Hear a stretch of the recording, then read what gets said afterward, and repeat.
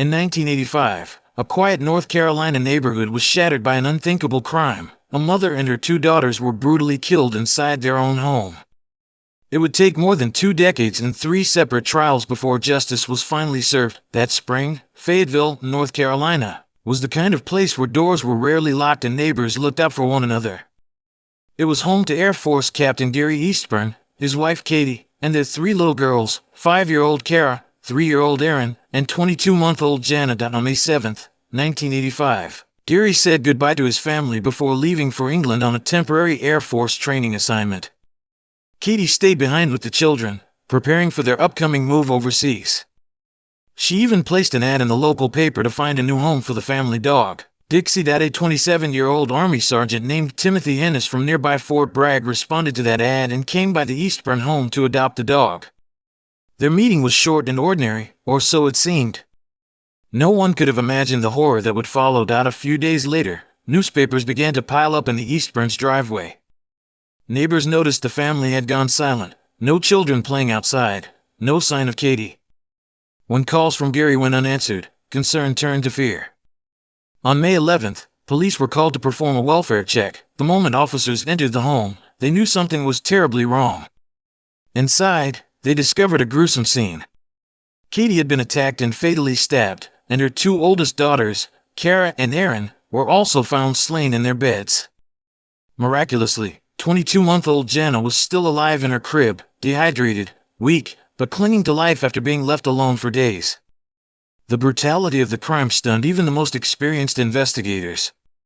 Evidence collected from the scene included fingerprints, hair samples, and a bloody sneaker print. It appeared that someone had tried, unsuccessfully, to clean up parts of the house. Detectives soon learned about the recent dog adoption and quickly focused on Timothy Hennis. Witnesses also reported seeing a tall white man in jeans and a black jacket leaving the Eastburns' home early in the morning on May 10th, carrying what looked like a garbage bag. Just days later, Hennis was arrested and charged with the murders. In 1986, he was found guilty and sentenced to death. But 2 years later, the North Carolina Supreme Court overturned his conviction, citing that the jury had been unfairly influenced by graphic evidence. At his retrial in 1989, Hennis was acquitted and walked free. He returned to the Army, where he served for years and eventually retired as a master sergeant in 2004. For a long time, it seemed the Eastburn case would never be solved. But in 2006, advancements in DNA testing changed everything.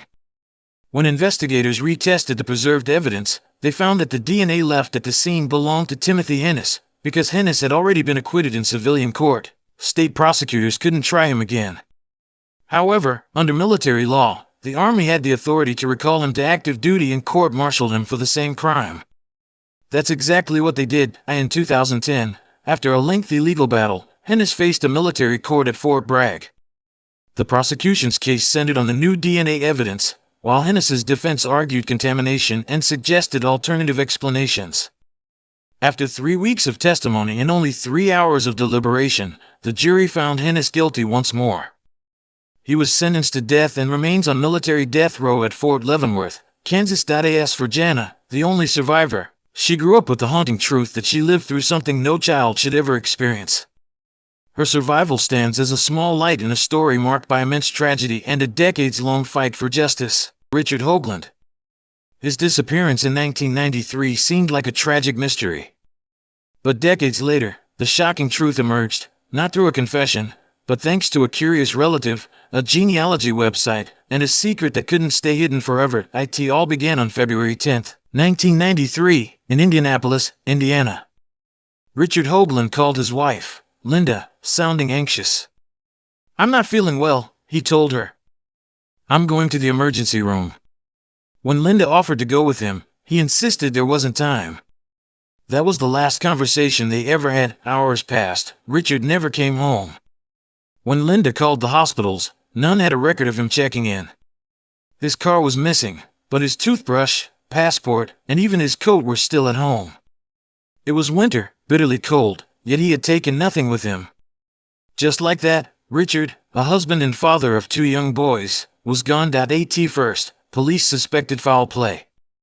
But as investigators looked closer, something didn't add up. Richard hadn't been taken, he had planned this. He drained the couple's joint bank accounts, taking key documents, and left Linda struggling to pay the bills on her own. Months later, his abandoned car turned up at the Indianapolis International Airport. But flight records showed he never boarded a plane. Then, that summer, his two sons each received a birthday card. Inside were $50 and a brief note: "Maybe sometime soon we'll get to see each other. I bet I won't even know you. Mind your mother. Bye, Dad." Those were the last words they ever heard from him. Linda lost nearly everything after Richard vanished: their house, their cars, and their sense of stability. Her mother stepped in to help her rebuild. After 10 long years without answers, Richard was declared legally dead.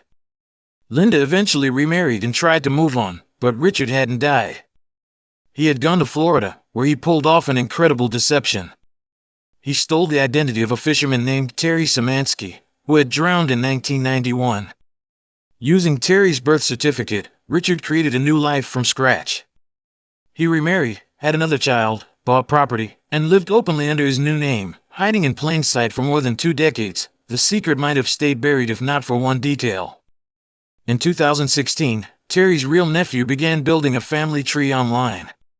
While researching, he came across a shocking record. It showed that his deceased uncle, Terry, had gotten married years after his death. Confused and alarmed, he alerted authorities. Investigators quickly uncovered the truth. The man living in Florida as Terry Szymanski was actually Richard Hoagland, the Indiana husband and father who had disappeared in 1993. He was arrested and charged with identity theft. In court, Richard pled guilty and was sentenced to 2 years in federal prison.